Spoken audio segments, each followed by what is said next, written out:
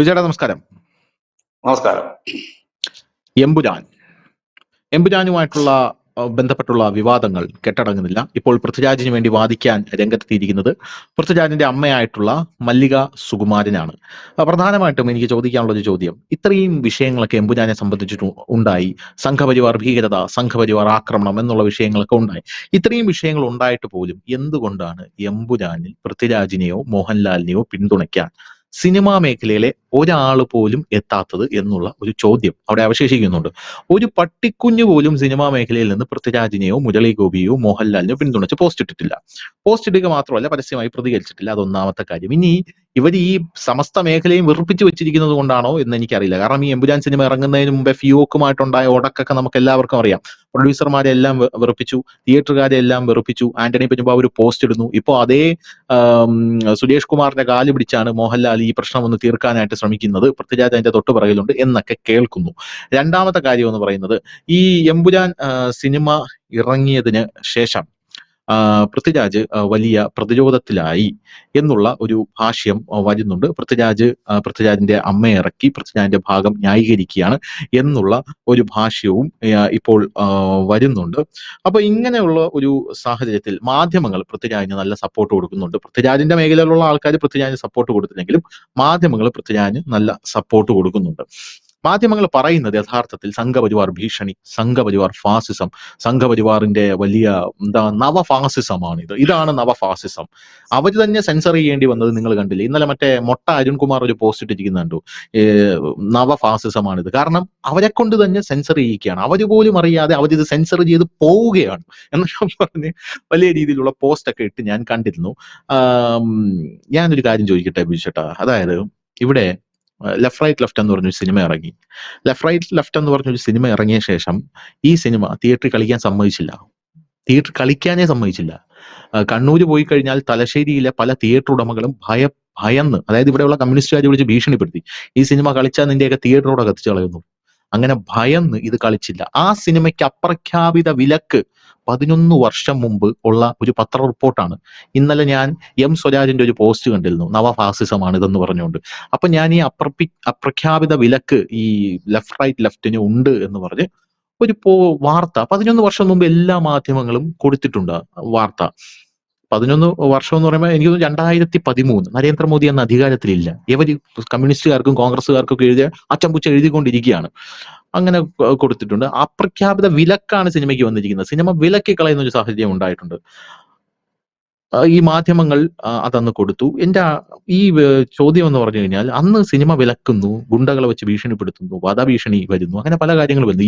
ഇന്ന് ഈ എമ്പുരാൻ എന്ന് പറഞ്ഞ സിനിമ പുറത്തു വന്ന ശേഷം ഒരാളുടെ കോലം കത്തിച്ചിട്ടില്ല, ഒരു മാർച്ച് നടത്തിയിട്ടില്ല, പ്രതിഷേധ പ്രകടനം ഒരിടത്തും ഉണ്ടായിട്ടില്ല.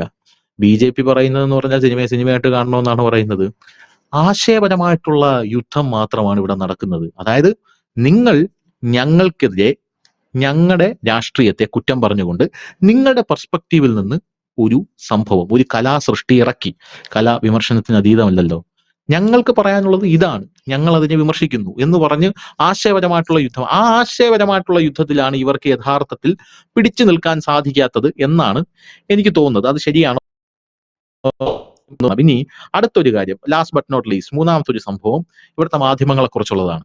ഈ മാധ്യമങ്ങളെ കുറിച്ച് പറയുമ്പോൾ ഞാനൊരു കാര്യം പണ്ടേ ചോദിക്കണം, ഇത് വളരെ റെലവെന്റ് ആയിട്ടുള്ള ഒരു കാര്യമാണ്. പണ്ടേ ചോദിക്കണമെന്ന് വിചാരിച്ചു. ബിജു ചേട്ടൻ ഈ റിപ്പോർട്ടറിലടക്കം വർക്ക് ചെയ്തിട്ടുള്ളതുകൊണ്ട് ചോദിക്കണമെന്ന് വിചാരിക്കുന്നു. അതായത് 2014 മുമ്പ് കേരളത്തിന്റെ ഒരു മാധ്യമ പ്രവർത്തകരുടെ നോർത്ത് ഇന്ത്യയോടുള്ള ഒരു മനോഭാവം, ഈ ഗോത്ര കലാപത്തോടൊക്കെ ഉള്ള ഒരു മനോഭാവം വളരെ സത്യസന്ധമായിരുന്നു. ഇപ്പോ ഉദാഹരണത്തിന് ഞാൻ പറയുകയാണെങ്കിൽ, ഈ ഹഷ്മി താജ് ഇബ്രാഹിം ഏഷ്യാനെറ്റ് ന്യൂസിൽ ഇരുന്ന് റിപ്പോർട്ട് ചെയ്ത ഗോത്രയുമായി 10 വർഷം തികയുന്നു. മതേതര ഇന്ത്യയുടെ എക്കാലത്തെയും വലിയ ഘടകമായ ഗുജറാത്ത് കലാപത്തിന് വഴിമരുന്നായ സംഭവമായിരുന്നു ഗോത്ര കൂട്ടക്കൊല. ഏഷ്യാനെറ്റിന്റെ റിപ്പോർട്ടാണ്. ഇന്ത്യയുടെ മതേതര മനസ്സിലെ പൊള്ളിക്കൊടുക്കുന്ന ചരിത്ര സ്മാരകമാണ് സബർമതി എക്സ്പ്രസ്. 2002 ഫെബ്രുവരി 27 ഗോത്ര റെയിൽവേ സ്റ്റേഷന് സമീപം വച്ച് ഒരു സംഘം ആളുകൾ സബർമതി എക്സ്പ്രസിന്റെ SR കോച്ച് അഗ്നിക്കിരയാക്കിയത്. 15 സ്ത്രീകളും 20 കുട്ടികളും ഉൾപ്പെടെ അവര് കൃത്യമായിട്ട് ഇതിനകത്ത് കാര്യങ്ങൾ 2013 മുമ്പ് ഇവര് ഗോത്ര തീ വെച്ചതാണ്, അവിടെ ഹിന്ദുക്കളെ മുസ്ലിങ്ങളെ ആക്രമിച്ചതാണ്, കുംഭമേളയിൽ പോയിട്ട് ഇന്ത്യയുടെ സാംസ്കാരിക സമ്മേളനമാണ് കുംഭമേള. കുംഭമേള ഒരു രക്ഷയുമില്ലാത്ത സംഭവമാണ്, നിങ്ങൾ വന്ന് കാണേണ്ടതാണെന്ന് പറയുന്നു. ഇന്ത്യയിലെ ഈ സംഭവങ്ങളെല്ലാം പ്രകീർത്തിക്കുന്നു. ഇതേ ആൾക്കാർ 2014 ശേഷം നരേന്ദ്രമോദി അധികാരത്തിലേറിയ ശേഷം ഗോദ്രയിൽ തീ വെച്ചത് ഇങ്ങനെയൊന്നുമല്ല, ഇവര് തന്നെ പണ്ട് പറഞ്ഞുകൊണ്ടിരുന്ന സംഭവം ഒരു മാറ്റി പറയുകയാണ്. എനിക്ക് മനസ്സിലാവുന്നില്ല അതെന്താണ് സംഭവിക്കുന്നതെന്ന്. ഇപ്പൊ ഗുജറാത്ത് കലാപത്തിൽ അപ്പൊ ഇവരുടെ പഴയ റിപ്പോർട്ട് എടുത്ത് കാണിക്കുമ്പോൾ ഇവർക്ക് യാതൊരുവിധ ഇതുമില്ല. ഇപ്പൊ ബാബറി മസ്ജിദിനെ സംബന്ധിച്ചും ഇവർ പണ്ട് പറയുന്ന ഒരു കാര്യമുണ്ട്. ഞാൻ പറയട്ടെ, അന്ന് ബാബറി മസ്ജിദ് തകർത്തു എന്ന് പറയുമ്പോൾ കൃത്യമായിട്ട് അതിന്റെ അടിയിൽ, ബാബറി മസ്ജിദിന്റെ അടിയിൽ അയോധ്യ ക്ഷേത്രം ഉണ്ടായിരുന്നു എന്നവർ പറയുന്നുണ്ട്. അവിടെ ക്ഷേത്രം നിലനിന്നിരുന്നു എന്ന് പറയുന്ന റിപ്പോർട്ടുകൾ കേരളത്തിലെ മുഖ്യധാരാ മാധ്യമങ്ങൾ 2014 മുമ്പ് പങ്കുവച്ചിരുന്നു. പക്ഷെ 2014 ശേഷം ഇവർ പറയുന്നത് റിപ്പോർട്ടില്ല. ഇവർ ഘോര വാദിക്കുകയാണ്. അതായത് പണ്ടൊരു നിലപാട്, ഇപ്പോൾ ഒരു നിലപാട്. ഈ മൾട്ടിപ്പിൾ ഡാഡി സിൻഡ്രോം എന്ന് പറയും. അപ്പൊ ഈ ഒരു 3 കാര്യങ്ങൾ എനിക്ക് യഥാർത്ഥത്തിൽ മനസ്സിലാക്കണം. എന്താണ് ഈ സംഭവം? ഞാൻ ഈ ഒരു സംഭവത്തെ കഴിഞ്ഞ 3-4 ദിവസമായിട്ട് നോക്കിക്കാണുമ്പോൾ എനിക്ക് മനസ്സിലാക്കാൻ കഴിഞ്ഞത്, എമ്പുരാൻ ഒരു വിഷയമേ അല്ല. ഇത് പൃഥ്വിരാജും ഇതിനകത്തൊരു വിഷയമല്ല, മോഹൻലാലും വിഷയമല്ല. ഇത് ഈ സിനിമ ഇല്ലായിരുന്നെങ്കിലും ഇങ്ങനെ ഒരു വിപ്ലവം ഇവിടെ നടന്നു. ഞാൻ ഇതിനെ ഒരു വിപ്ലവമായിട്ട് കാണാനാണ് ആഗ്രഹിക്കുന്നത്. ഇപ്പൊ നമ്മുടെ ലോകത്തെമ്പാടും പല വിപ്ലവങ്ങൾ നടന്നിട്ടുണ്ട്. റഷ്യൻ വിപ്ലവം നടന്നിട്ടുണ്ട്, ഫ്രഞ്ച് വിപ്ലവം നടന്നിട്ടുണ്ട്, മിഡിൽ ഈസ്റ്റിലൊക്കെ വരുവാണെങ്കിൽ, പശ്ചിമേഷ്യയിലൊക്കെ വരുവാണെങ്കിൽ ഈജിപ്തിലൊക്കെ മുല്ലപ്പൂ വിപ്ലവം നടന്നിട്ടുണ്ട്. പല വിപ്ലവങ്ങൾ നടന്നിട്ടുണ്ട്. പക്ഷെ ഇതിനെ ഞാൻ വിപ്ലവങ്ങൾ നടക്കുക, വിപ്ലവം എന്ന് പറയുമ്പോൾ മാറ്റത്തിന് വേണ്ടിയിട്ടുള്ള ഒന്നിനെയാണല്ലോ നമ്മൾ വിപ്ലവം എന്ന് പറയുന്നത്. ഇതിപ്പോ കേരളത്തിൽ എമ്പുരാൻ സിനിമ ഇറങ്ങിയില്ലായിരുന്നെങ്കിലും ഇതുപോലെ ഒരു വലിയ മുന്നറിയിപ്പ് നൽകാൻ ഒരു സമൂഹം ഇവിടെ തയ്യാറെടുത്തിരിക്കുന്നു എന്നുള്ളത് തന്നെയാണ് ഇതിന് മനസ്സിലാക്കാൻ കഴിയുന്നത്. ഈ ഒരു മൂവ്മെന്റ്, ഇപ്പോൾ നടക്കുന്ന മൂവ്മെന്റിനെ കേരളത്തിലെ BJP ഭയക്കണം, കേരളത്തിലെ കോൺഗ്രസ് ഭയക്കണം, കേരളത്തിലെ CPM ഭയക്കണം, കേരളത്തിലെ ഒരുമാതിരിപ്പെട്ട കുഴിത്തുരുമ്പുകളും കുത്തിത്തിരിപ്പുകാരും മീഡിയാസ്, മുഖ്യധാര മീഡിയാസ് ഉൾപ്പെടെ ഭയക്കേണ്ടിയിരിക്കുന്ന ഒരു കാര്യം തന്നെയായിട്ടാണ് എനിക്ക് തോന്നുന്നത്. കാരണം ഈ നമ്മുടെ കേരളത്തിന്റെ അല്ല, ഇന്ത്യയുടെ ഒക്കെ തന്നെ, ഇന്ത്യയുടെ ഇപ്പൊ അതില്ല എങ്കിൽ പോലും കേരളത്തിൽ ഇപ്പോഴും മുഖ്യധാരാ മാധ്യമങ്ങളും ഒരു വലിയ സംഘവും വിചാരിച്ചാൽ എന്തും നടക്കും എന്നുള്ളൊരു അന്തരീക്ഷത്തിന് ഒരു നിമിഷം കൊണ്ടാണ് ഒരു ചെറിയ സോഷ്യൽ മീഡിയ ഗ്രൂപ്പ് തകർത്ത് തരിപ്പണമാക്കി. ഞാനിത് തുടക്കം മുതലേ കാണുന്നുണ്ട്. ഈ സിനിമ, ഈ പറയുന്ന എമ്പുരാൻ എന്ന് പറയുന്ന സിനിമ വലിയ ഹൈപ്പിൽ കേരളത്തിലെ എല്ലാ മുഖ്യധാരാ മാധ്യമങ്ങളുടെയും വാർത്താ ഫ്ലോറുകൾ വിലക്കെടുത്തുകൊണ്ട് എന്ന് തന്നെ പറയേണ്ടി വരും. ഒരു ദിവസം 24 hours വിലക്കെടുത്തുകൊണ്ട് നടത്തിയ ഒരു വലിയ ഹൈപ്പിംഗ് ആയിരുന്നു. അതായത് രാത്രിയിലൊക്കെ ചാനലിന്റെ റിപ്പോർട്ടേഴ്സ് ഈ തിയേറ്ററുകളുടെ മുമ്പിൽ പോയി കിടക്കുന്നു, അവിടെ സിനിമ കാണാൻ വരുന്നതോടെ ബൈറ്റ് എടുക്കുന്നു, നേരം വെളുക്കുമ്പോൾ തന്നെ. ഇതൊക്കെ ഒരു അത്യാഹിതം ഉണ്ടായാൽ പോലും ഇവിടുത്തെ മുഖ്യധാരാ ചാനലിൽ കാണിക്കാതെ ആത്മാർത്ഥതയും മറ്റുമൊക്കെ ഈ ഒരു എമ്പുരാൻ സിനിമയ്ക്ക് കാണിക്കുന്നത് നമ്മൾ കണ്ടു. അതൊരു വലിയ PR വർക്കാണ്. പിന്നെ ഈ ചാനലും മറ്റുമൊക്കെ നടത്തിക്കൊണ്ട് പോകുന്ന മാധ്യമ സ്ഥാനം നമ്മളടക്കമുള്ളത് നടത്തിക്കൊണ്ടുപോകുന്ന പുണ്യത്തിനൊന്നുമല്ല, നമുക്കും സാമ്പത്തിക ലാഭം കിട്ടുക എന്നുള്ളത് തന്നെയാണ്. കാരണം അതുണ്ടെങ്കിൽ നമുക്ക് സ്ഥാപനം മുമ്പോട്ട് നടത്തിക്കൊണ്ട് പോകാൻ പറ്റും. കാരണം ഓരോ ദിവസവും ഇത് നടത്തിക്കൊണ്ട് പോകുന്ന അല്പം എക്സ്പെൻസീവ് ആയ കാര്യം തന്നെയാണ്. അപ്പോൾ അങ്ങനെയൊക്കെ ആയിരുന്നു തങ്ങളാണ് വലിയ സംഭവം എന്ന് പറഞ്ഞിരുന്ന ഒരു മാധ്യമങ്ങൾ, ഇല്ലെങ്കിൽ അവരിൽ ഉറച്ച് വിശ്വസിച്ചിരുന്ന ഒരു വലിയ വിഭാഗം എന്ന് വെച്ചാൽ ഇവിടുത്തെ സംഘപരിവാർ അനുകൂലികളിലേക്ക് ആ മനസ്സിൽ ഉള്ളവർ, ഇല്ലെങ്കിൽ ഞാൻ അങ്ങനെ കരുതുന്നില്ല, ഈ ഒരു ഹൈന്ദവ ചിന്താഗതി ഉള്ള ഒരു ചെറിയ വിഭാഗമാണ്. അവര് ചിലപ്പോൾ ഒരു 20% ആണ് ഞാൻ അവരെ കണക്ക് കൂട്ടുന്നത്. നമ്മുടെ ഈ ഇവിടുത്തെ മൊത്തത്തിലുള്ളതിന്റെ 20%. ആ 20%-ത്തിന് എതിരായിട്ട് ഒരു 80%, അതിനകത്ത് പൊളിറ്റിക്കൽ ഇസ്ലാം ഉണ്ട്, ലെഫ്റ്റ് ലിബറൽസ് ഉണ്ട്, ഇതുപോലുള്ള സാംസ്കാരിക വിഭാഗമുണ്ട്, മാധ്യമങ്ങളുണ്ട്. ഇവരെല്ലാം കാലങ്ങളായിട്ട് ഈ 20%-ത്തെ കൊന്നു കൊലവിളിച്ചുകൊണ്ട് തകർത്തെറിഞ്ഞുകൊണ്ട് മുൻപോട്ട് പോവുകയാണ്. അവരിതെല്ലാം കണ്ടുകൊണ്ട് നിൽക്കുകയാണ്. അമ്പലത്തിന്റെ മുമ്പിൽ നടക്കുന്ന, അല്ലെങ്കിൽ ക്ഷേത്രങ്ങളിൽ, ദേവസ്വം ബോർഡ് ക്ഷേത്രങ്ങളിൽ നടക്കുന്ന ഓരോരോ പേക്കുത്തരങ്ങൾ, ആ ഒരു വിശ്വാസത്തെയും സംസ്കാരത്തെയും ചവിട്ടി മെതിച്ചുകൊണ്ട് പോകുന്ന ഒരു കാഴ്ചയാണ്. അപ്പോ അത് എന്ന് പറഞ്ഞു കഴിഞ്ഞാൽ ഈ കാഴ്ച ഇവർ വളരെ കാലമായിട്ട് ഇവരുടെ മനസ്സിൽ പേറുന്ന ഒരു കാര്യമാണ്. ഏതാ? ഇത്തരത്തിൽ തങ്ങൾ ഇവിടെ ചവിട്ടി മെതിക്കപ്പെടുന്നു. തങ്ങൾക്ക് ചോദിക്കാൻ ഇവിടെ ആരും വരില്ല, തങ്ങൾക്ക് വേണ്ടി വാദിക്കാൻ ഇവിടെ ആരും വരില്ല, BJPയും വരില്ല, കമ്മ്യൂണിസ്റ്റും വരില്ല, കോൺഗ്രസും വരില്ല എന്നൊരു ഉത്തമ ബോധ്യം ഇവിടുത്തെ ഒരു വിഭാഗം പേരിൽ ഉണ്ട്, അടിയുറച്ചതാണ്. അതുകൊണ്ട് തന്നെയാണ് ഞാൻ പറഞ്ഞത് എല്ലാ രാഷ്ട്രീയ പാർട്ടികളും ഭയക്കണം. അല്ലാതെ ഈ ഒരു തിരയിളക്കം കാണുമ്പോൾ അത് BJPക്ക് അനുകൂലമാണെന്ന് കരുതരുത്. BJPയും വരച്ച വരയിൽ നിർത്താൻ ഈ ജനക്കൂട്ടത്തിന് കഴിയും. കമ്മ്യൂണിസ്റ്റുകൾ കരുതരുത് ഇവർക്കെതിരെ വോട്ട് പിടിക്കാം. ഈ സൈലന്റ് ആയിട്ട് നിൽക്കുന്ന ഗ്രൂപ്പുകൾക്ക് അവരെയും വരച്ച വരയിൽ നിർത്താൻ കഴിയും. ആര് ജയിക്കണം, ആര് ഭരിക്കണം തീരുമാനിക്കാൻ കഴിയും. കോൺഗ്രസിനെ അതായത് രാഷ്ട്രീയ വൃത്തങ്ങളെ ഇതിനെ തീരുമാനിക്കപ്പെടാൻ അവർക്ക് കഴിയും. ഒപ്പം തന്നെ ഒറ്റ ദിവസം കൊണ്ട് ഈ കേരളത്തിലെ മുഖ്യധാരാ മാധ്യമങ്ങൾ വട്ടപൂജ്യമാണെന്ന് തെളിയിച്ച ഒരു വിപ്ലവം കൂടിയായിരുന്നു എമ്പുരാൻ വിപ്ലവം. കാരണം ഈ കാടടച്ച് വലിയ പരസ്യം ചെയ്ത്, പത്രങ്ങളിൽ വലിയ പേജ് പരസ്യം ചെയ്ത്, ചാനലുകൾ മുഴുവൻ നടന്ന് വലിയ ഹൈപ്പ് കൊടുത്തിട്ടും ചില ഓൺലൈൻ ചാനലുകളുടെ സഹായത്തോടെ, ചില സോഷ്യൽ മീഡിയ അക്കൗണ്ടുകളുടെ സഹായത്തോടെ ഇതിനെയെല്ലാം തകർത്തെറിഞ്ഞുകൊണ്ട് നടന്ന വലിയ ഒരു മുന്നേറ്റമായിരുന്നു ഇത് നമുക്ക് കാണാൻ കഴിഞ്ഞത്. അതായത് സാധാരണപ്പെട്ടവൻ ഇന്നിപ്പോൾ ഈ സോഷ്യൽ മീഡിയ എല്ലാവരുടെയും കയ്യിലുള്ളതുകൊണ്ട് സാധാരണപ്പെട്ടവൻ എഴുതിയിടുന്ന പോസ്റ്റുകൾ അവന്റെ വേദനകളായിട്ടാണ് അതിൽ ഒഴുകിയിറങ്ങിയത്. എടാ, നമ്മളെയൊക്കെ ഹിന്ദുക്കളെയൊക്കെ നരഭോജികളായിട്ട് ഇത് ചിത്രീകരിക്കുന്നു എന്ന് ഒരുത്തൻ അത് ഇടുമ്പോൾ അതിനെ പങ്കുവെക്കാൻ അവന്റെ കൂട്ടത്തിലുള്ള 10 പേര് തയ്യാറാകുന്ന ഒരു കാഴ്ചയാണ്. അപ്പോൾ ഇതിന് പിന്നില് സംഘപരിവാറോ മറ്റുള്ള സംഘടനകളുടെ ഒന്നും ആഹ്വാനപ്രകാരം അല്ലാതെ തന്നെ വിവിധ ഇടങ്ങളിൽ നിന്ന്, ഗൾഫ് രാജ്യങ്ങളിൽ നിന്ന്, യൂറോപ്യൻ രാജ്യങ്ങളിൽ നിന്ന്, ഇന്ത്യയുടെ പല ഭാഗത്തു നിന്ന്, ഇന്ത്യയിലുള്ള അങ്ങനെ വിവിധ ഇടങ്ങളിൽ നിന്നിട്ടുള്ള ആളുകൾ അവരുടെ വികാരങ്ങൾ ഫേസ്ബുക്കിലും ട്വിറ്ററിലും മറ്റുമൊക്കെ എഴുതിയിടുകയും അതിന് വലിയ സ്വീകാര്യത കിട്ടുകയും ചെയ്തപ്പോഴാണ് ഇതൊരു വലിയ സംഭവമായി മാറിയത്. ധനുഷ് നേരത്തെ സൂചിപ്പിച്ചത് വളരെ കറക്റ്റായ ഒരു കാര്യമാണ്. ഇതിനെതിരെ ഒരു പ്രതിഷേധ പ്രകടനം നടന്നില്ല, കോലം കത്തിക്കൽ നടന്നില്ല, വധഭീഷണി നടന്നില്ല, മുന്നറിയിപ്പ് നടന്നില്ല, ഒന്നും നടന്നില്ല. ഈവൻ ഇപ്പൊ ഈ സംഘപരിവാറുകാർ പറയുന്നത് പോലെ ഞങ്ങൾ ആരെങ്കിലും സിനിമ എഡിറ്റ് ചെയ്യാൻ പറഞ്ഞോ എന്ന് പറഞ്ഞാൽ അതും പറഞ്ഞിട്ടില്ല ആരും ഒന്നും. പക്ഷെ ഒരു വലിയ പ്രതിഷേധം നടന്നിട്ടുണ്ട്. കാരണം ഈ ഗോദ്ര എന്ന് പറയുന്ന സംഭവം നേരത്തെ ഈ തുടക്കത്തിൽ ധനുഷ കേൾപ്പിച്ച വോയിസ് പോലെ തന്നെ ഇതിന്റെ ഒരു മറുവശം കൂടിയുണ്ട്. കാരണം ഒരു ട്രെയിൻ എങ്ങനെ കത്തുന്നു എന്നത് കാണിക്കാൻ ബാധ്യസ്ഥനാണ് ഒരു ചരിത്ര സംഭവത്തിൽ ഒരു സിനിമ എടുക്കുമ്പോൾ, ഈ ചരിത്ര സംഭവത്തിന്റെ ഒരു ഏട് കാണിക്കുമ്പോൾ അതെങ്ങനെയാണ് എന്ന് കാണിക്കാൻ ഒരു ബാധ്യസ്ഥനാണ് അതിന്റെ സംവിധായകൻ. ഒരുപക്ഷെ ഇന്നിപ്പോ ഞാനിപ്പോ ലേറ്റസ്റ്റ് ആയിട്ട് അറിഞ്ഞൊരു വാർത്ത, ഇതിനകത്ത് NIA-യുടെ ഒറിജിനൽ എംബ്ലം തന്നെ കാണിച്ചുകൊണ്ട് ഒരു സീൻ, അതിനെതിരെ ഇപ്പൊ ആക്ഷൻ എടുത്തിരിക്കുന്നു. കൊച്ചി യൂണിറ്റ്, NIA-യുടെ കൊച്ചി യൂണിറ്റ് അതിനെതിരെ ആക്ഷൻ എടുത്തിരിക്കുന്നു എന്നുള്ള വാർത്തയാണ് പുതിയതായിട്ട് വരുന്നത്. അപ്പൊ ഇങ്ങനെയൊക്കെ കാണിക്കുക എന്ന് പറഞ്ഞാൽ ഇത് ഇപ്പൊ ഇതിന്റെ സംവിധായകൻ പൃഥ്വിരാജ് സുകുമാരനോ അല്ലെങ്കിൽ മുരളി ഗോപി എന്നൊക്കെ പറഞ്ഞാൽ വളരെയധികം വിദ്യാസമ്പന്നരാണ്, സിനിമയെ കുറിച്ച് നല്ല ബോധമുണ്ട്, സിനിമയിലെ നിയമങ്ങളെ കുറിച്ച് നല്ല ബോധമുണ്ട്. അങ്ങനെയൊക്കെ ഉള്ളവർ NIA പോലെയുള്ള കേന്ദ്ര ഏജൻസിയുടെ ഈ ലോഗോയും മറ്റുമൊക്കെ ഉപയോഗിക്കാൻ പാടില്ല എന്ന നിയമം ഈ രാജ്യത്ത് നിലനിൽക്കെ അതിനെയൊക്കെ വയലേറ്റ് ചെയ്തുകൊണ്ട് ഈ സിനിമയുടെ ചില ഭാഗങ്ങൾ അത് ഉപയോഗിക്കുന്നു എന്ന് പറയുമ്പോൾ തന്നെ ഇതൊരു കരുതിക്കൂട്ടിയിട്ടുള്ള ഒരു ശ്രമം തന്നെയായിരുന്നു. അല്ലാതെ അതൊരു യാദൃശികമാണ് എന്ന് നമുക്ക് പറയാൻ കഴിയില്ല. എന്താ അതിനകത്ത് അവരൊരു അതിബുദ്ധി, ഞാൻ സിനിമ കണ്ട ആളാ, അപ്പൊ അതിനകത്ത് അവരൊരു ബ്രില്യൻസ് കാണിച്ചിട്ടുണ്ട്. അത് ഇവിടെയുള്ള സാധാരണ ജനങ്ങൾക്ക് ചിലപ്പോൾ മനസ്സിലായില്ല. പക്ഷെ നമ്മളിത് നിരന്തരം അതിനെ പറ്റി പഠിക്കുകയൊക്കെ ചെയ്യുന്നതുകൊണ്ട് നമുക്ക് മനസ്സിലായി. അതായത് ഈ പ്രിയദർശിനി രാംദാസ് ഈ IUF-ന്റെ നേതാവായി അവരോധിതയാകുമ്പോഴാണ് പ്രിയദർശിനി രാംദാസ് പറയുന്നത് ഇപ്പൊ എന്റെ പേരിൽ കേസ് വരും, എന്നെ അറസ്റ്റ് ചെയ്യാൻ കേന്ദ്ര ഏജൻസികൾ എത്തുന്നു. അപ്പോഴാണ് ഈ NIA വരുന്നത്. NIA അവിടെ വരുമ്പോ ഈ പാർട്ടി യിലുള്ള സകല ആൾക്കാരും ഈ NIA പൊതിയാണ്. ഈ സുഡാപ്പികൾ ഈ എൻഫോഴ്സ്മെന്റ് ഡയറക്ടറേറ്റിനെ പൊതിയുമല്ലോ. എന്നിട്ട് NIA അകത്ത് അതെ, NIA അകത്തോട്ട് കയറി വരുമ്പോൾ NIA പറയുന്നത് ഈ PMML ആക്ട് പ്രകാരം, മണി ലോണ്ടറിംഗ് ആക്ട് പ്രകാരം 5 കേസുകളുണ്ട്.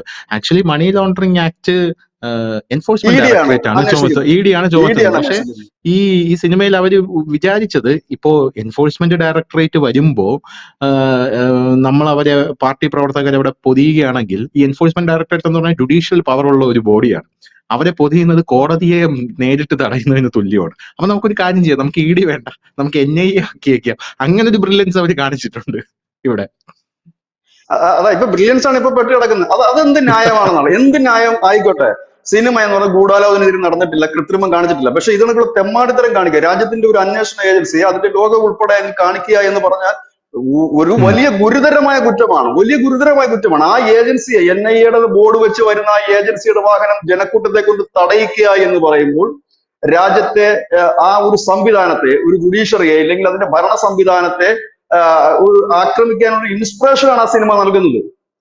കാരണം ഇത് ജനങ്ങൾക്ക് ഇൻസ്പിറേഷൻ അല്ല, കേരളത്തിൽ നടന്നതാണ്. ഈ കഴിഞ്ഞ ദിവസം NIA-യുടെ റെയ്ഡ് ഉണ്ടായിരുന്ന മലപ്പുറത്തും മറ്റും ഈ SDPI-യുടെ ഓഫീസുകളിൽ അന്നും നമ്മൾ സമാനമായ രീതിയിൽ അതിന്റെ പ്രവർത്തകർ ഒത്തുകൂടുന്ന കാഴ്ച നമ്മൾ കണ്ടതാണ്. ഇതിനു മുമ്പ് ED ഉദ്യോഗസ്ഥന്മാർ വന്നപ്പോൾ, ഇതിന്റെ മറ്റന്വേഷണ ഉദ്യോഗസ്ഥന്മാർ വന്നപ്പോൾ തൊടുപുഴയിലും മറ്റിടങ്ങളിലും ഒക്കെ SDPI-ക്കാരുടെ വീട്ടിലേക്ക് വന്നപ്പോൾ പോപ്പുലർ ഫ്രണ്ടുകാർ കൂട്ടമായി എത്തുന്നതും ആക്രോശിക്കുന്ന കാഴ്ച നമ്മൾ കണ്ടതാണ്. പശ്ചിമ ബംഗാളിൽ നമ്മൾ ഈ കാഴ്ച കണ്ടതാണ്. തൃണമൂൽ കോൺഗ്രസിന്റെ ആൾക്കാർ NIA-യും ED-യുടെയും ഒക്കെ തടയുന്നവരെ ആക്രമിക്കുന്നതും. അപ്പം ഇതിനകത്ത് ഓർഗനൈസർ പറയുന്ന ലേഖനങ്ങളിൽ ചില സത്യമുണ്ട് എന്ന് പറയേണ്ടി വരും. കാരണം അവരതിൽ പറയുന്ന കാര്യം രാജ്യവിരുദ്ധ പ്രവർത്തനങ്ങൾ കൊടപിടിക്കുന്ന ചില എലിമെന്റ്സ് ഉണ്ട്, ചില കാര്യങ്ങൾ ഈ സിനിമയിൽ ഉണ്ട് എന്ന്. അതിന് ഏറ്റവും പ്രത്യക്ഷമായ തെളിവാണ് ഇത്ര നാൾ ഈ കേരളത്തിൽ സിനിമ വന്നില്ലേ, ഇതിൽ മന്ത്രിയായിട്ട് അഭിനയിച്ചിട്ടുണ്ട്, പിന്നെ DGP ആയിട്ട് അഭിനയിച്ചിട്ടുണ്ട്, DIG ആയിട്ട് അഭിനയിച്ചിട്ടുണ്ട്, എന്തിന് കേണലായിട്ട് അഭിനയിച്ചവരുണ്ട്, അതുപോലെ തന്നെ മേജർ ജനറൽ ആയിട്ട് അഭിനയിച്ചിട്ടുണ്ട്, പട്ടാളക്കാരായിട്ട് അഭിനയിച്ചിട്ടുണ്ട്. അവരാരും തന്നെ നമ്മുടെ സൈന്യത്തിന്റെയോ അല്ലെങ്കിൽ നമ്മുടെ അന്വേഷണം എവിടെയെങ്കിലും ദുരുപയോഗം ചെയ്തതായിട്ട് നമ്മൾ കണ്ടിട്ടുണ്ടോ? മോഹൻലാലും മമ്മൂട്ടിയും സുരേഷ് ഗോപി എല്ലാം ഇത്തരത്തിലുള്ള വേഷം കൈകാര്യം ചെയ്തിട്ടുണ്ട്. അപ്പോ ഇവർക്ക് അങ്ങനെയാണെങ്കിൽ ഇവർ UDF എന്നോ LDF എന്നോ അല്ലല്ലോ പാർട്ടിയിലാണ് അവർ സൂചിപ്പിച്ചിരുന്നത്. അവിടെ അവർ കൃത്യമായി തന്നെ UDF അങ്ങനെ അല്ലല്ലോ അവർ ഉപയോഗിച്ചിരുന്നത്. അതിന് വേറൊരു പേരല്ലേ അവർ ഉപയോഗിച്ചിരുന്നത്. LDF അവർ വേറൊരു പേരല്ലേ ഉപയോഗിച്ചിരുന്നത്. പക്ഷെ NIA എന്ന് പറയുന്ന ആ ഒരു ഏജൻസിയെ കൃത്യമായി തന്നെ അതിന്റെ എംബ്ലം സഹിതം അതിനെ ജനങ്ങളിടയിലേക്ക് പ്രൊജക്ട് ചെയ്യുക. അതാണ് ഞാൻ പറഞ്ഞത്, ഈ സിനിമയിൽ എവിടെയൊക്കെയോ എന്തൊക്കെയോ ഉണ്ട്. അല്ലാതെ ഇത് അറിയാതെ സംഭവിച്ചതോ ഇല്ലെങ്കിൽ ആരും ശ്രദ്ധിക്കാതെ പോയതോ ഒന്നുമല്ല. കൃത്യമായി ഈ സിനിമയുടെ ഓരോ ഭാഗങ്ങളും പരിശോധിച്ചു. ഞാൻ ആ സിനിമ കണ്ടില്ല. ഓരോ ഭാഗവും ഒരു പക്ഷെ പരിശോധിക്കാമെങ്കിൽ ഇത് കണക്കുള്ള ഒരുപാട് കാര്യങ്ങൾ അതിൽ നിന്ന് കണ്ടെത്താൻ കഴിയുമായിരിക്കും എന്നുള്ളതാണ് അതിനകത്ത് ഒരു വലിയ സംഭവം തന്നെ. അപ്പം ഇങ്ങനെയൊക്കെയുള്ള കാര്യങ്ങൾ ആ സിനിമയിലുണ്ട്. അങ്ങനെ ഒരു രാജ്യത്തിന്റെ മൊത്തം സിസ്റ്റത്തെ വെല്ലുവിളിച്ചുകൊണ്ടത് ആവിഷ്കാര സ്വാതന്ത്ര്യമാണ് എന്ന് പറഞ്ഞാൽ അംഗീകരിച്ചു കൊടുക്കാൻ ബുദ്ധിമുട്ടുണ്ട്. ഇപ്പൊ എന്നെ സംബന്ധിച്ചിടത്തോളം ഞാൻ അങ്ങനെ ആരുടെ ഫാനൊന്നും അല്ലെങ്കിൽ നല്ല സിനിമകൾ കാണുന്നവരാണ്. പക്ഷെ സിനിമയിൽ കൂടെ ഇതുപോലെയുള്ള രംഗങ്ങൾ ചെയ്തുകൊണ്ട് മുമ്പോട്ട് പോകുന്നത് അത്ര ആശ്വാസകരമായ രംഗമല്ല. നാളെ അങ്ങനെയാണെങ്കിൽ ഇവർക്കൊക്കെ എതിരെ ഒരു സിനിമ വന്നു കഴിഞ്ഞാൽ ഇവരെങ്ങനെയായിരിക്കും പ്രതികരിക്കുക? ഫേസ്ബുക്കിൽ ഒരു പോസ്റ്റ് വരുമ്പോൾ തന്നെ അസഹിഷ്ണുത കുരുപൊട്ടുന്നവരാണ് ഇവിടെ കിടക്കുന്ന ഭൂരിപക്ഷം പേര്. എന്നെ കുറിച്ച് അത് പറഞ്ഞു, ഫേസ്ബുക്കിൽ ഇത് പറഞ്ഞു, തെറി വിളിച്ചു എന്ന് പറഞ്ഞ് കുരുപൊട്ടുന്ന ഇവരാണ് ഈ സിനിമയിൽ ഈ രാജ്യത്തിന്റെ പരമോന്നതമായ ഒരു അന്വേഷണ ഏജൻസി വളരെ മോശമായിട്ടാണ് ചിത്രീകരിച്ചിരിക്കുന്നത്. ഇങ്ങനെയൊക്കെയുള്ള ഒരുപാട് കാര്യങ്ങൾ ഇത് ഇദ്ദേഹം പുതിയതായിട്ട് ചെയ്യുന്ന കാര്യമല്ല. ഇദ്ദേഹത്തിന്റെ പല സ്റ്റേറ്റ്മെന്റുകൾ എടുത്താലും നമുക്ക് കാണാൻ പറ്റും. ഇതുപോലെയുള്ള പല സമരങ്ങളുടെ മുൻനിരയിൽ ഇദ്ദേഹം ഉണ്ടായിരുന്നു. പക്ഷെ ഇദ്ദേഹം മുൻപത്തെ വിഷയങ്ങൾ പ്രതികരിച്ചില്ല. നല്ലതാണ്, കലാകാരന്മാര് പൊതുരംഗത്തുള്ള പുഴുക്കുത്തുകൾക്കെതിരെ പ്രതികരിക്കുക തന്നെ വേണം, നല്ലൊരു കാര്യം തന്നെയാണ്. അങ്ങനെ നോക്കുമ്പോൾ ഇദ്ദേഹം സെലക്റ്റീവ് ആയിട്ടുള്ള പ്രതികരണകർത്താവാണ്, പ്രതികരണ തൊഴിലാളിയാണ് സെലക്റ്റീവ് ആയിട്ടുള്ളത്.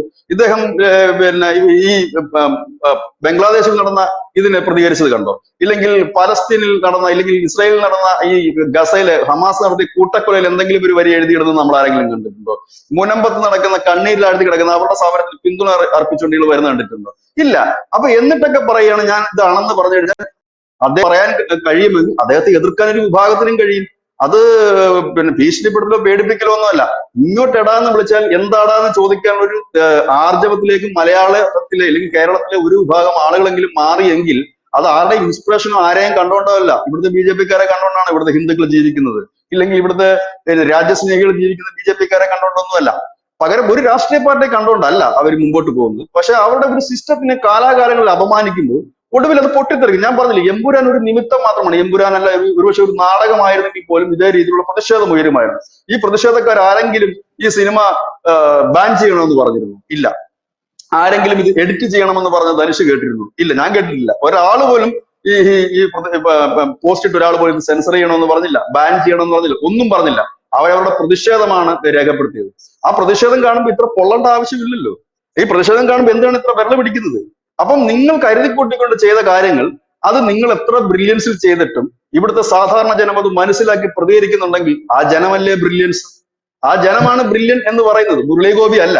മുരളി ഗോപി എത്ര പൊതിഞ്ഞു കെട്ടിയാലും എത്ര വിഷ്വലൈസ് ചെയ്താലും അതിനെയൊക്കെ പൊളിച്ചെടുക്കാൻ ഇവിടുത്തെ ഒരു സാധാരണപ്പെട്ടവൻ 160 രൂപ 200 രൂപ കൊടുത്ത് ടിക്കറ്റ് എടുക്കുന്ന ഒരു റഷ്യ തൊഴിലാളിക്കോ സാധാരണപ്പെട്ടവന് കഴിയുന്നുണ്ടെങ്കിൽ അവനാണ് ഇവരുടെയൊക്കെ തമ്പുരാനും എംപയറും എന്ന് എനിക്ക് തോന്നുന്നു. അതാണ് കറക്റ്റ് കാര്യം. അപ്പൊ അതാ ഞാൻ പറഞ്ഞത്, ഇവിടെ ഒരു കേരളത്തിൽ ഒരു ആർജവമുള്ള ഒരു സമൂഹം ഉണർന്നെഴുന്നേറ്റിരിക്കുന്നു. അവർ ഈ രാഷ്ട്രീയ പാർട്ടികൾ, കേരളത്തിലുള്ള രാഷ്ട്രീയ പാർട്ടികൾക്ക് നൽകുന്ന ഒരു മുന്നറിയിപ്പാണ്. കാരണം നിങ്ങൾ ഇതേ രീതിയിലാണ് മുൻപോട്ട് പോകുന്നതെങ്കിൽ നിങ്ങളുടെ ഭരണം മറിച്ചിടാനും കയറ്റുവാനും തങ്ങൾക്ക് കരുത്തുണ്ട്. അതിന് ഞങ്ങൾക്ക് ഒരു രാഷ്ട്രീയ പാർട്ടികളുടെ പിന്തുണ ആവശ്യമില്ല എന്ന് ആ ഒരു ജനവിഭാഗം പറഞ്ഞ ഒരു സംഭവമായിട്ട് തന്നെയാണ് ഞാനിതിനെ കാണുന്നത്. ഞാനിതിനെ ഒരു എമ്പുരാൻ വിപ്ലവം എന്ന് വിളിക്കാൻ ആഗ്രഹിക്കുന്നു. അങ്ങനെ തന്നെയാണ് ഇതിനെ കാണുന്നത്. അല്ലാതെ ഒരു സിനിമയുടെ പേരിലുള്ള കോലാഹലമായിട്ട് താഴ്ത്തിക്കെട്ടരുത്. കാരണം ഇതൊരു മുന്നറിയിപ്പാണ്. ഇത് മുഖ്യധാര മാധ്യമങ്ങൾക്കടക്കം നൽകുന്ന ഒരു വലിയ മുന്നറിയിപ്പാണ്. കാരണം ഇത് ഈ ഇത്രയും നാൾ വലിയ ഹൈപ്പ് കൊടുത്ത് മാധ്യമങ്ങളൊക്കെ നിഷ്പ്രഭരാക്കിക്കൊണ്ടാണ് സോഷ്യൽ മീഡിയയിൽ കൂടെ സാധാരണപ്പെട്ടവൻ വലിയ രീതിയിൽ പ്രതികരിച്ചത്. അതിനൊപ്പം ഒരുപിടി ഓൺലൈൻ മാധ്യമങ്ങൾ നിന്നു എന്നുള്ളത് യാഥാർത്ഥ്യം. കാരണം ഇപ്പോഴത്തെ ഒരു യാഥാർത്ഥ്യം നമ്മുടെ രാജ്യത്തെയും ലോകത്തെയും ഓൺലൈൻ മീഡിയസിനെ തള്ളിക്കൊണ്ട് മുമ്പോട്ട് പോകാൻ കഴിയില്ല. കാരണം മുഖ്യധാര മാധ്യമങ്ങൾ എന്നുള്ളതൊക്കെ ഒരു രാജാധികാരം ഉണ്ടായ ഒരു കാലമുണ്ടെങ്കിൽ ആ കാലമൊക്കെ പോയിരിക്കുന്നു. കാരണം ഒരുപക്ഷെ അവർക്ക് മുൻപേയോ ഇല്ലെങ്കിൽ അവർക്ക് ശേഷമോ സത്യം വിളിച്ചു പറയുന്ന അനവധി ഓൺലൈൻ മീഡിയാസുകൾ നമ്മുടെ രാജ്യത്ത് അനവധിയുണ്ട്. അപ്പോൾ അങ്ങനെയൊക്കെ ഉള്ളിടത്ത് ആ മാധ്യമങ്ങളുടെ ഒരു ഹുങ്കിലോ ഇല്ലെങ്കിൽ ഒരു പറ്റം ആളുകളുടെ ഹുങ്കിലോ ഇല്ലെങ്കിൽ കയ്യൂക്കിന്റെ ബലത്തിലോ ഒന്നും എന്തെങ്കിലും അടിച്ചേൽപ്പിച്ചിട്ട് മുമ്പോട്ട് പോകാൻ കഴിയില്ല. ഏതായാലും ഇങ്ങനെയുള്ള കാര്യങ്ങളൊക്കെ തന്നെയുണ്ട്. ആ സിനിമയുടെ ഈ ടോട്ടാലിറ്റി, പ്രത്യേകിച്ച് ഈ അന്വേഷണ ഏജൻസിയൊക്കെ ഇതേ രീതിയിൽ അവരുടെ എംപ്ലോവും മറ്റും യൂസ് ചെയ്തതിന് ഒരു തരത്തിലും നമുക്ക് ന്യായീകരിക്കാൻ കഴിയില്ല. ഇനിയിപ്പോ ലാലേട്ടൻ കണ്ടാലും ലാലേട്ടൻ കണ്ടില്ലെങ്കിലും ഇത് ന്യായീകരിക്കാനേ ഇത് കഴിയില്ല. അത് ഇവിടെ ലാലേട്ടൻ അല്ലല്ലോ പ്രസക്തം, രാജ്യമാണ് വലുത്.